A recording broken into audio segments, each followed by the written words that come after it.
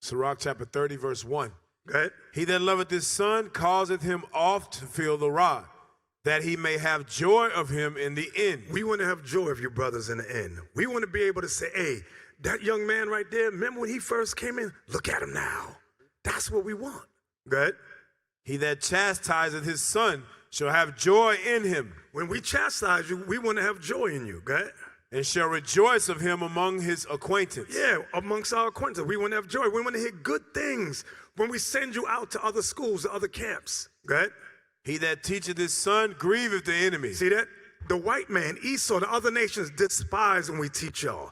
They hate this. They want to shut this down. How many times you see these damnable Edomites like that Mark Ricer vocab? Oh, look what they're doing, making mockery. Following us around. Truth. But he's being grieved because we're teaching you, because you're coming into this truth. It upsets the devil. Go ahead. He that teacheth his son grieveth the enemy, and before his friends he shall rejoice of him. Right, before our friends we shall rejoice in you. Go ahead. Though his father die. Though we die, brothers. Three of our elders already passed away. Though he died. Go ahead. Yet he is as though he were not dead. Yet he is though as he were not dead. Go ahead. For he have left one behind him that is like himself. That's right. Go ahead. While he lived, he saw and rejoiced in him. While we live, brothers, we see and we want to rejoice in you. Go ahead. And when he died, he was not sorrowful. And when we die, if we're still in this captivity, we don't want to be sorrowful. We want to hear the Lord say, well done, thou good and faithful. So that's what we want to hear. Go ahead. He left behind him an avenger. See that? He left behind him an avenger. Go ahead. Against his enemies. Against his enemies. Go ahead. And one that shall requite kindness to his friends. And one that shall deal kindly with the other brothers and sisters in this truth. Go ahead. Was that it? Yes, sir. That was verse 6. Now, verse 7. We're going to read 7 through 13. Write this down. Verse 7. Wait. Verse 7 through 13 are various steps on how to grow and fix a broken man. All of us coming into this truth. If you were not born in this truth, you're broken. I was not born in the truth. I came in broken. None of us up here was born in the truth. We came in the truth as broken men. Messed up in the head. Everybody in here listening, broken.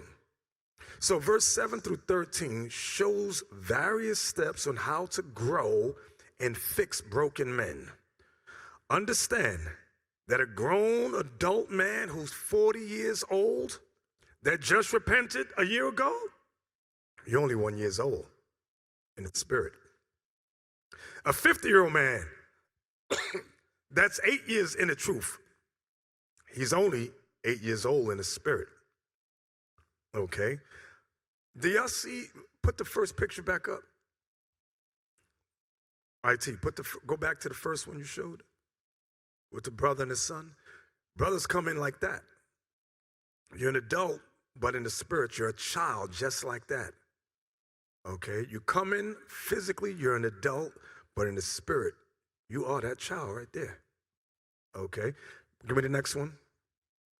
Now we're trying to mold you from that young child to that grown man as an Israelite. Okay? Just like you see on the screen. Just like that. Let's read verse 7. Get a lie? Yes, sir. Sirach chapter 30, verse 7.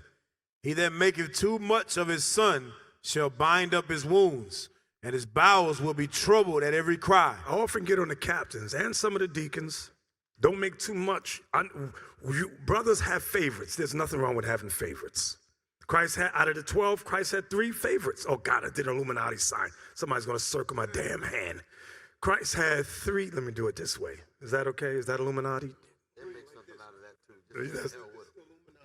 I'll do it like that? Can I do that?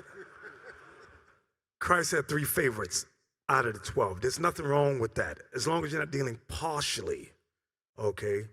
Right is right, wrong is wrong across the board. I know the deacons, the bishops have certain brothers that they favorite. That's okay.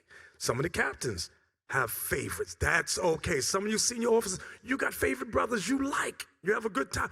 That's okay. The problem comes if you're partial to them. If they sin, do something evil as hell, and you turn a blind eye. okay? Or things go wrong, you make too much of it. Sometimes we gotta let you go through your problems. Okay, read that again. Sirach 30 verse 7. He that maketh too much of his son shall bind up his wounds, and his bowels will be troubled at every cry. You know when a young boy falls, he runs and he falls and he hits his knee and he's, ah! And the mother jumps up and what does the father say? Leave that boy alone, let him cry. He needs to cry. That's like when birds have eggs. And they tell, like, I don't know how many of you have been on a farm. I was on a farm many times every summer. They would tell us, don't help open the shell of the egg. Why not? Because if you don't let that young chick go through the trials and struggles of coming out, it will never grow to its full potential. It will be weak. Okay, why? Because you're always there as the mother hen or the father rooster helping it. Everybody understand that? Yes, sir. That shell is the trials and tribulations God set for you to build your character, to build your personality. You have to go through that. We all have to go through that. Read on. Verse 8. Yeah, hold on. Yeah, a lot of times when you see brothers around you going through things, as a leader, you want to help that brother. Okay, you want to do something. You like, damn, he going through this. You want to help him.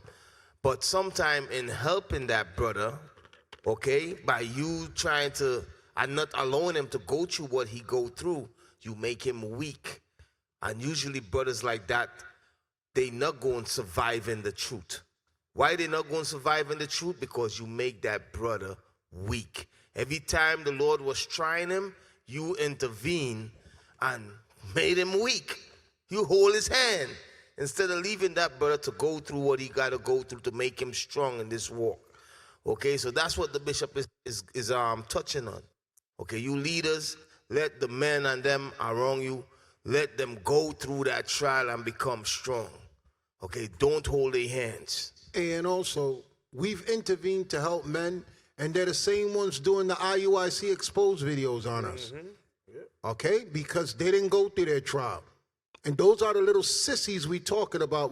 We move differently now. Most of the men that's doing videos against us is because they were sissies.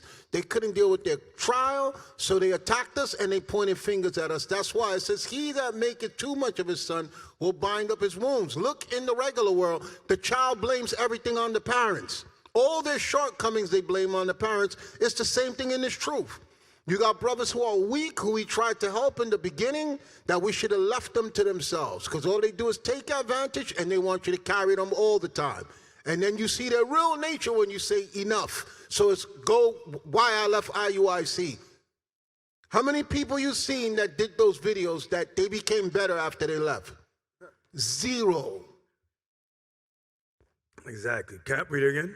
Yes, sir. He that maketh too much of his son shall bind up his wounds, and his bowels will be troubled at every cry. And horse not broken becometh headstrong. A horse not broken becomes headstrong. This is why correction is very, very important. Okay, correction is necessary. Criticism is necessary. Now, there's something called constructive criticism and destructive criticism. Destructive criticism, I'm gonna just watch this guy, I'm gonna just get on him and get on him, get him. No, you're not trying to help that brother, you're trying to destroy this man. Okay, constructive is like when we get on you, it's meant for you to change, meant for you to correct the errors of your ways. Some of you men, we see you going the wrong way, you pick a hoe. Some of you are marrying hoes. We gotta deal with a whole situation this coming weekend. A hoe that got put out 3 times. Come back, now she's trying to destroy the next man. And the brother that brought out the incident is marrying this local hoe. You can't make this stuff up. I ain't pointing them out, I'm just gonna wait till it all plays out. But I know a hoe when I smell a hoe.